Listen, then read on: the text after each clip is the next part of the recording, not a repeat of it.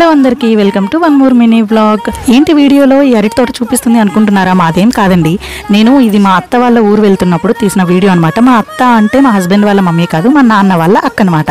మేమైతే ఉన్న ఈ ఉత్తరాఖండ్ ప్లేస్ నుంచి మా ఇంటికి వెళ్ళినప్పుడు, వైజాగ్ వెళ్ళినప్పుడు నాకు మా అత్తని చూడాలనిపించి ఏదైతే అదే అయింది. మళ్ళీ ఎప్పుడు వస్తాను ఎప్పుడు చూస్తాను అని బయలుదేరైతే ఊరు వెళ్ళాను మా అత్తని చూడడం కోసం. ఈ ప్లేస్ అయితే రాజమండ్రి నుంచి లోపలికి వెళితే సీతానగరం అని ఒక ఊరు ఉంటుంది.